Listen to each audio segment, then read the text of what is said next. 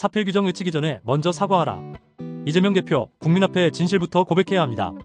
이재명 대표는 공직선거법 2심에서 무죄를 받았지만 국민 앞에서 했던 거짓말에 대해선 여전히 책임을 회피하고 있습니다.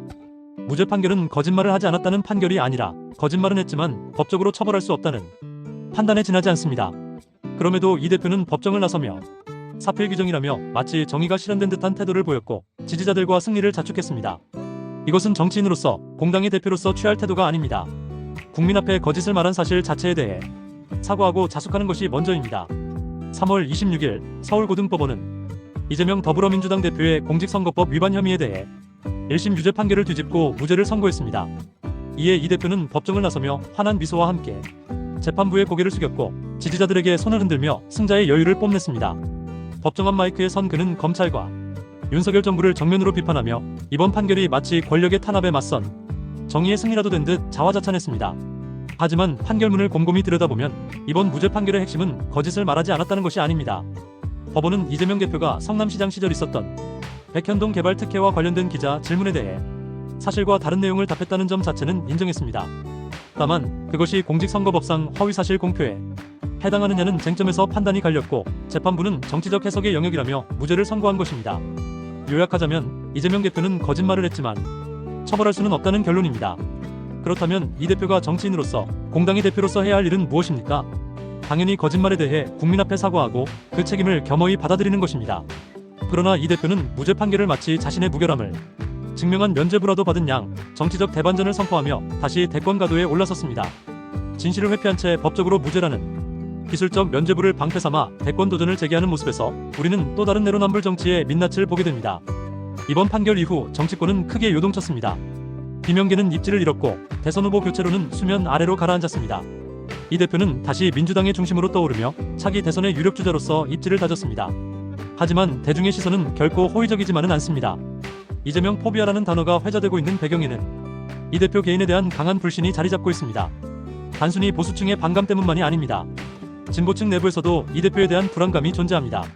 그는 막강한 입법 권력을 기반으로 여의도 대통령이라는 별칭을 얻었지만 그 권력이 행정부까지 넘어설 경우를 걱정하는 국민이 늘고 있습니다.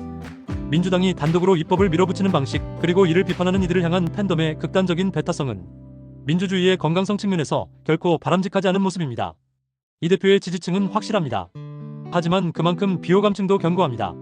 여론조사에 따르면 이 대표는 호감도 1위 39.1%인 동시에 비호감도 1위 40.8%를 기록했습니다. 비호감도는 오세훈 시장의 3배에 달합니다. 이는 단순히 사법 리스크 때문만이 아닙니다. 대중은 정치인의 언행, 태도, 진정성을 보고 평가합니다. 특히 이 대표처럼 다수의 재판을 받으며 공정과 정의를 강조하는 인물일수록 더 높은 도덕적 기준이 요구됩니다. 이 대표는 현재도 5개 이상의 재판에 연루돼 있습니다. 대장동과 백현동 개발 비리, 쌍방울 대북 송금, 경기도 법인카드 유용, 위증교사 등 그 수를 셀 수 없을 정도입니다. 공직선거법 재판이 무죄로 일단락됐다고 해서 그의 사법 리스크가 끝난 것은 결코 아닙니다.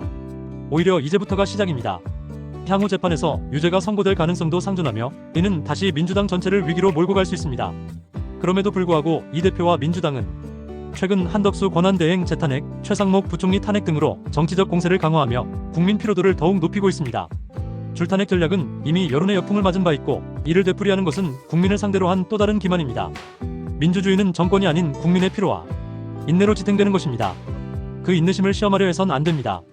민생 행보를 강조하며 안동 산불 피해 현장을 찾은 이 대표의 모습은 언뜻 보기엔 책임감 있어 보입니다. 그러나 그 민생이라는 단어가 진정성을 담으려면 국민 앞에서 자신의 거짓말에 대한 고백과 반성이 먼저 있어야 합니다. 그렇지 않다면 어떤 민생이든 그것은 결국 또 다른 정치적 계산이 깔린 쇼로밖에 비치지 않을 것입니다. 정치인의 말은 곧 신뢰입니다. 국민은 말의 무게를 보고 정치인을 판단합니다. 선거 기간 중에 국민 앞에서 거짓을 말하고 재판 결과를 무죄라는 이유로 축하받는 것, 이 모습은 한국 정치의 수준을 다시 한번 되돌아보게 합니다. 이재명 대표는 사필 규정을 말했습니다. 하지만 사필 규정은 단순히 법원 판결로 정의가 실현되는 것을 의미하지 않습니다. 진정한 정의는 국민의 신뢰를 회복하는 데서 시작됩니다. 거짓을 말했음에도 사과하지 않고 도리어 그것을 승리로 포장한다면 이는 정치를 더욱 냉소적으로 만들 뿐입니다. 국민은 어리석지 않습니다. 지금 당장은 법의 판결로 벗어났을지 모르지만 정치적 심판은 그보다 더 엄중하고 더 오래 기억됩니다. 이재명 대표는 지금이라도 정치인으로서의 책임을 다해야 합니다. 더 이상의 내로남불은 이제 그만두고 아직 남아있는 재판에 성실히 임하시기 바랍니다. 무엇보다 거짓말을 했다는 그 사실 하나만으로도 정치 지도자로서 자숙하는 시간이 필요합니다. 대고는 명예가 아니라 책임입니다. 거짓을 반성하지 않는 권력은 국민 앞에 부끄러운 역사로 남을 뿐입니다.